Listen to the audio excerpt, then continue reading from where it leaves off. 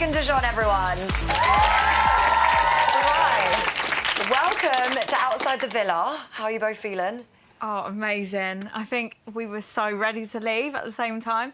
We've obviously been in there from the get-go. Day one, yeah. Yeah, day one, OGs, and it's been an amazing time, but we were so ready to leave at the same time. Yeah. How did it feel being voted least compatible by your peers? Because they were all people that spent time with you in there.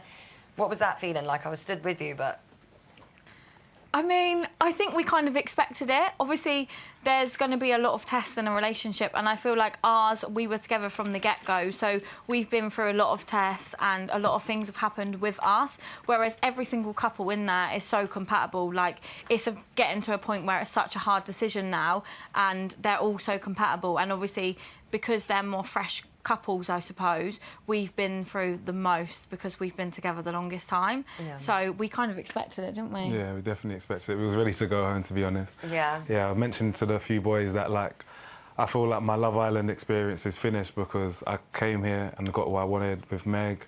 And, yeah, it was interesting having the way that we got dumped because I feel like the decisions were definitely... You kind of heard from both people's point of view. Some people saw bad things and some people saw good things. So it definitely made me, in this time I've been at, reflect on like my actions over the villa. Yeah, and do you kind of understand now why people might say that you had a game plan in there? Do you get that perspective? Yeah, definitely, in the sense that like coming in, I just thought, I'm on Love Island, I'm gonna explore connections, I'm gonna be flirty, I'm gonna see what my strongest connection was.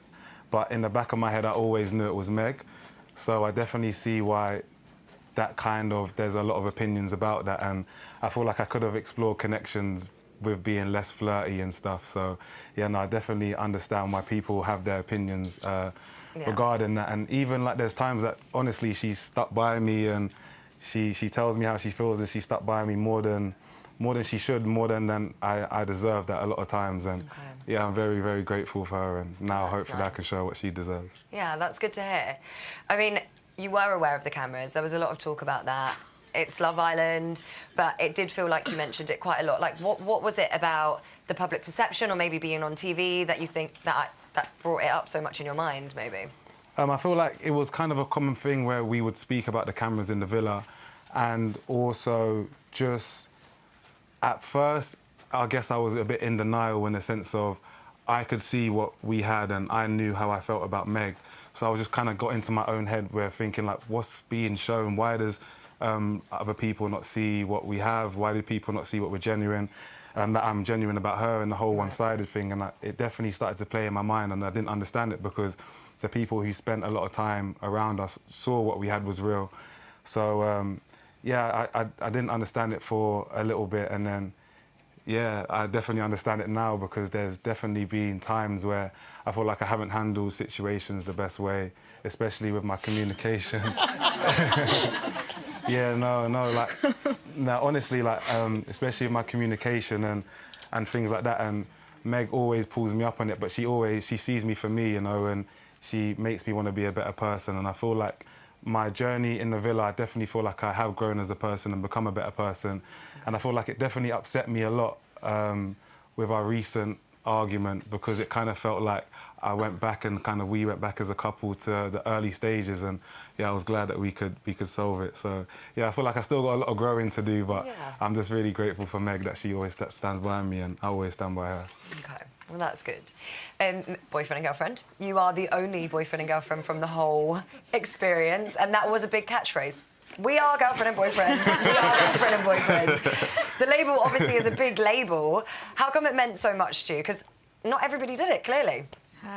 I feel like it just gets you ready for the outside world. Like, me and Dee had conversations about being exclusive and being boyfriend and girlfriend. I think being exclusive is you're seeing that person. While we're in a Love Island villa, you're going to be seeing that person. It's just that means that you don't explore new connection. Okay. So with being boyfriend and girlfriend, it was more so like we was exclusive and it was everything we wanted to be for boyfriend and girlfriend. So it just makes us like, it just settles it for the outside world. And obviously we want to be with each other and we're ready for it. So, yeah.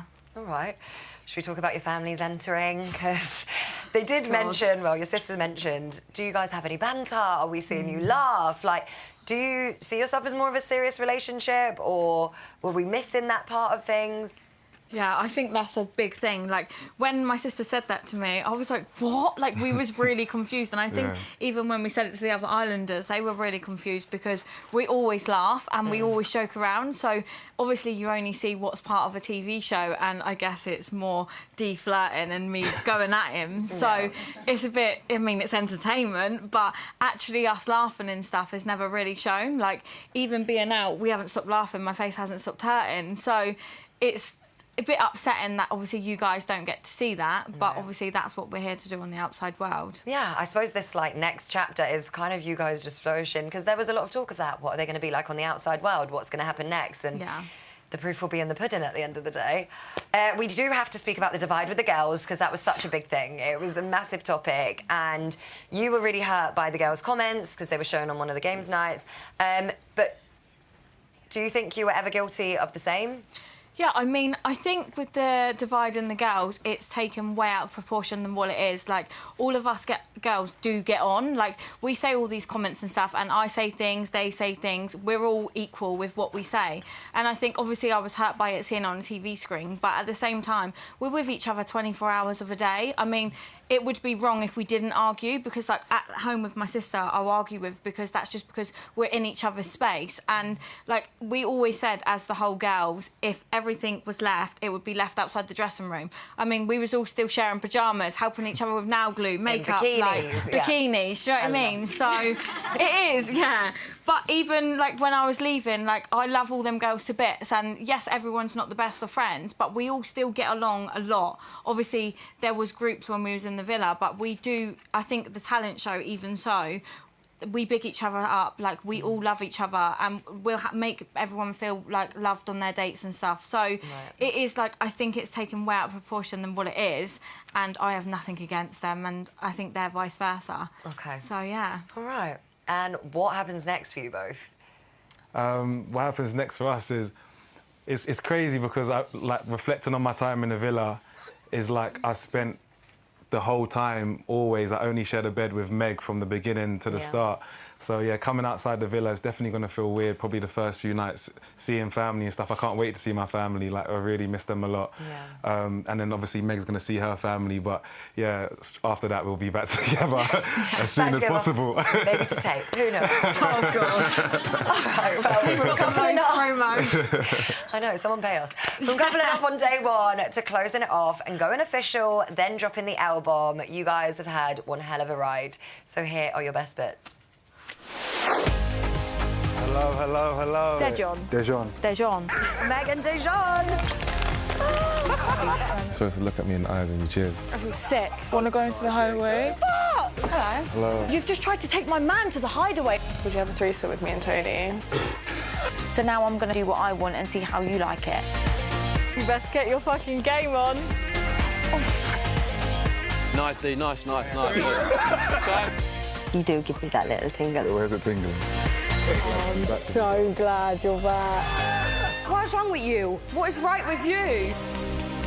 You literally have to decide today. Like, am I a mug? My bottle says Meg, not mug. Done it.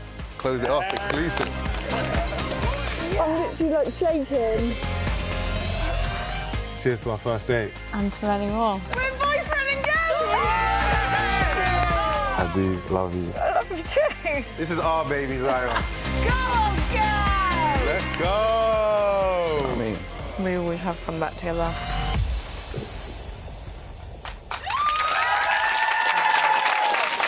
right, give it up for Meg and Dejon, everyone. Well done, guys.